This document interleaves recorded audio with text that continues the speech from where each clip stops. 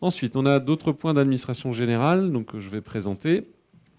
Donc, premier point, c'est les deux délibérations 5A et 5B, je vais les présenter tous les deux parce qu'elles ont en même temps, puisqu'elles ont un peu le même objet. Sur la question de la prise en charge des frais d'élus, on le sait, le statut de l'élu fait que l'obstacle financier peut parfois être un engagement, notamment pour les jeunes générations. Donc le premier point, c'est la prise en charge des frais de garde pour les élus communautaires. Donc la loi nous permet aujourd'hui de prendre en charge les frais de garde lorsque, pour un bureau communautaire, une séance plénière de l'Assemblée délibérante ou une réunion de commission, un élu aurait des frais de garde. Cette disposition, je vous propose de l'adopter. Donc pour tous les élus, notamment les membres des commissions. Donc passez aussi le message aux collègues des commissions communautaires qui sont désignés dans vos conseils municipaux et qui ne sont pas élus communautaires pour qu'ils puissent faire appel à ce droit-là. Ça permet vraiment notamment les jeunes générations, de leur donner accès au travail collectif. Et la délibération 5B, c'est aussi une délibération concernant les frais de déplacement. Là, c'est pour les frais de déplacement des membres de l'exécutif, puisque lors de la délibération de juillet dernier, on avait institué la délibération classique, on va dire, pour l'ensemble des élus communautaires pour le remboursement des frais, notamment pour pouvoir venir en conseil communautaire, en commission communautaire ou en bureau, et puis dans tous les comités ou commissions dans lesquels on est désigné par l'Assemblée des communautaires. Mais cette délibération a pour objet d'autres déplacements, c'est ceux des membres de l'exécutif, donc celles et ceux qui m'entourent, qui peuvent être amenés à représenter Quimper-les-Communautés en dehors du territoire de Quimper-les-Communautés. Et donc dans ce cadre-là, je vous propose qu'on puisse prendre en charge les frais de déplacement sur mandat spécial, c'est-à-dire sur autorisation préalable. Donc préalablement, le ou la vice-présidente déclare le déplacement et donc une fois que c'est entre guillemets validé, il y a les frais de déplacement qui peuvent être pris en charge. Tout cela derrière, à chaque conseil communautaire ou au moins à chaque trimestre, on passera en délibération avec la date, l'objet, l'élu, le montant. Donc c'est totalement transparent. Mais ça permet aussi, on avait discuté au moment des indemnités des élus, on n'a pas augmenté l'indemnité des élus, mais ça permet aussi de reconnaître quand un élu engage des dépenses, il est remboursé. Quand un élu en a moins, il est moins remboursé, c'est normal. Mais ça permet de vraiment prendre en compte la réalité des frais engagés par les élus. Sur ces deux délibérations, est-ce qu'il y a des questions ou des commentaires? On vote les deux en même temps, pas de souci. Donc la 5A, la 5B, qui s'abstient, qui vote contre, qui vote pour. Donc unanimité. Ensuite, on a un certain nombre de désignations, parce qu'on n'a pas encore fini avec toutes ces désignations. Donc, comme dans les communes qui ont une commission communale des impôts directs à l'échelle communautaire, on doit avoir une commission intercommunale des impôts directs. Donc, c'est une commission qui regroupe souvent des non-élus, parfois des élus, pour donner un avis sur la mise à jour de nos bases fiscales. C'est Alain qui préside cette commission pour le compte de Quimper-les-Communautés. Elle se réunit en général qu'une seule fois par an, avec 10 10 commissaires titulaires et 10 commissaires suppléants. Donc ça fait 20 personnes. On doit proposer aux services fiscaux le double, donc soit 40 personnes. Et donc cette délibération crée la commission et sollicite les communes pour proposer des noms. Donc je sollicite mes 15 collègues maires pour que nous proposions chacun 3 noms. Ça fait un peu plus que 40, mais on fera le tri en fonction des équilibres pour proposer donc 3 noms. Ça peut être des élus municipaux, mais de préférence plutôt des personnes qui ne sont pas élues, mais qui sont redevables de nos impôts. Donc on est redevable de beaucoup d'impôts, puisqu'on paye du foncier bâti, on paye de la taxe d'habitation à Quimper-les-Communautés, mais on paye aussi des impôts économiques. Donc je vous incite plutôt à trouver des redevables des impôts économiques, notamment sur le territoire. Des questions là-dessus? Qui s'abstient, qui vote contre, donc unanimité. Ensuite, on a la commission intercommunale d'accessibilité. Donc là, c'est aussi un lieu d'association d'élus et de non-élus sur les enjeux d'accessibilité. Accessibilité au sens large, mais au premier sens, les personnes à mobilité réduite ou en situation de handicap. Donc cette délibération vise à créer la commission, à désigner comme membre de la commission l'ensemble des 16 maires ou leurs représentants. Donc les maires sont invités et désignent ensuite un représentant au sein de cette commission. Les vice-présidents de Quimper-les-Communautés, dont les compétences sont à un moment ou à un autre liées aux questions d'habitat, donc aux questions d'accessibilité, pardon. Donc les VP vice-présidents à l'habitat, aux initiatives sociales, à l'enfance, à la prévention et l'accès au droit à la santé, aux mobilités et aux chantiers communautaires. Donc Malou, Marie-Françoise, Hélène, Denez et Gérard. Et donc d'approuver que, en plus des élus, des associations qui devront être issues d'un certain nombre de sujets, hein, notamment tout ce qui est lié aux problématiques de handicap, personnes âgées, accessibilité, l'usage des services publics, représenter la diversité des handicaps et promouvoir les intérêts des usagers dans les services publics. Et donc les non-élus sont désignés par arrêté du président. C'est ainsi que la loi le prévoit. Des questions là-dessus ? Pas d'opposition ni d'abstention, donc unanimité. Ensuite, la commission consultative des services publics locaux. Donc vous avez sur table la proposition. Donc là, c'est une commission instituée obligatoirement dans chaque collectivité de plus de 10 000 habitants de mémoire.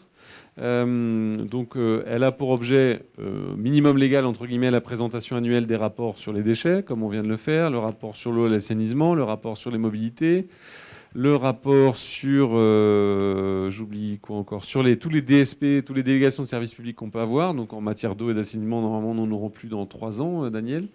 On en a une en surf, Corinne, puisqu'on a une base de surf à Clore qui est gérée en DSP. Donc tous ces rapports font partie du minimum obligatoire. Et donc on a besoin de désigner cette commission rapidement. C'est pour ça que je vous ai proposé la commission, la constitution telle qu'elle est là, avec les vice-présidentes et vice-présidents qui peuvent être de près ou de loin concernés par les sujets à mettre à l'ordre du jour.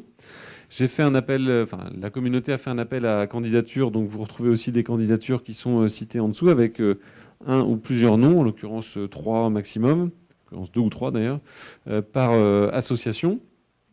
Donc on a pu retenir l'ensemble des candidatures d'associations qui nous ont été déposées. On a aussi des candidatures de collectifs citoyens non organisés en association, donc on n'a pas pu retenir leur candidature.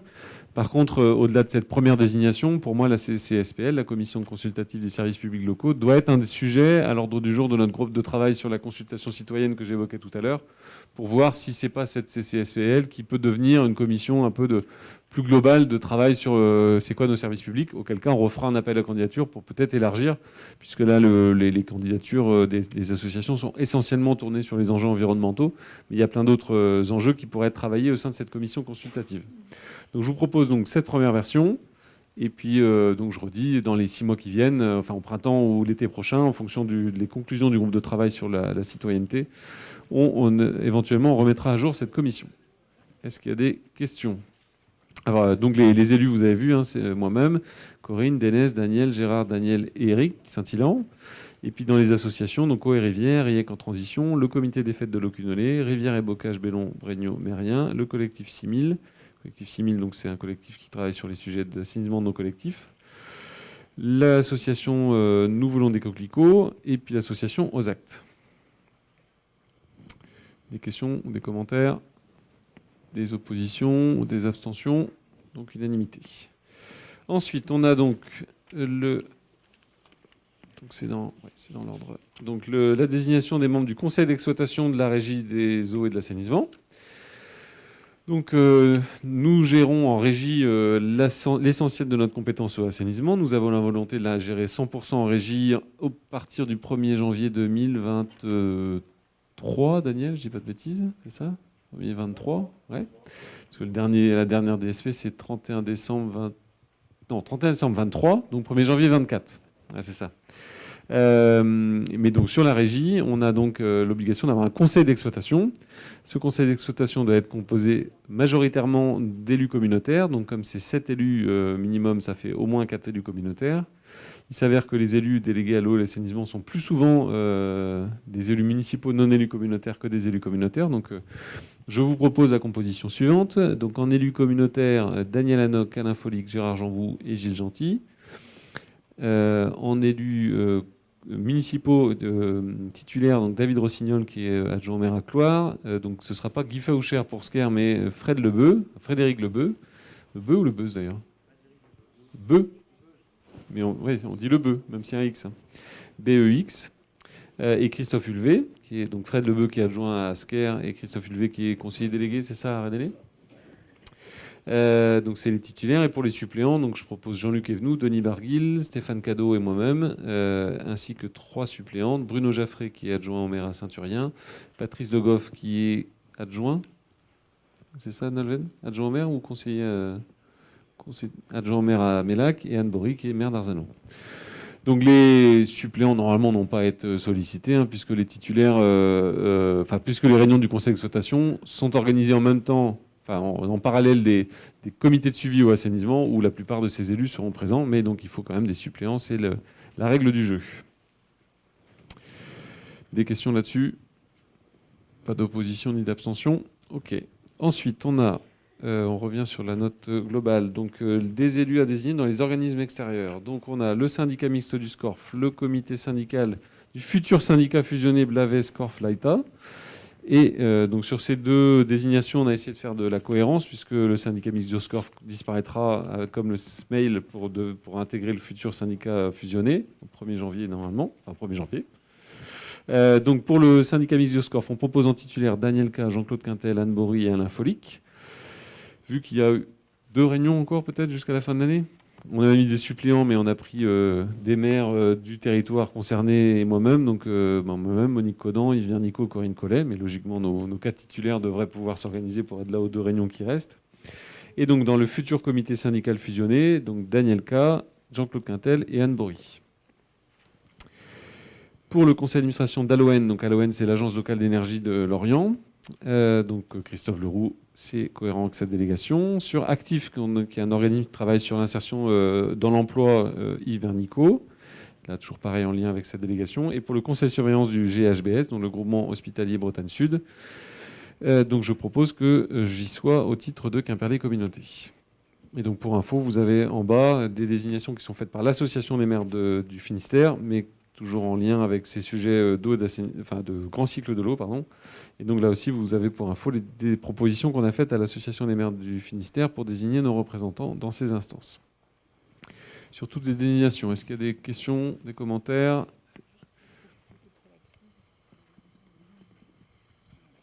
Oui. Dans l'encadré, là, sur le syndicat et les Isol Laïta, la commission locale de l'eau va continuer d'exister, même après fusion des syndicats, parce que c'est 2 sujets différents. Et en fait, c'est le préfet est en train de refondre l'arrêté, et donc le nombre d'élus, on n'est pas encore décidé. Donc dès qu'on aura le nombre d'élus, on fera des propositions à l'AMF. Mais Daniel K à ce titre, Jean-Claude Quintel qui va donner un coup de main aussi à Daniel sur les enjeux de grand cycle de l'eau, sera forcément désigné. Et en fonction après du nombre d'élus, on verra s'il faudra rajouter d'autres noms aussi. Des questions? Non. On peut passer au vote sur tout ça d'un coup. Pas d'opposition, pas d'abstention, donc unanimité.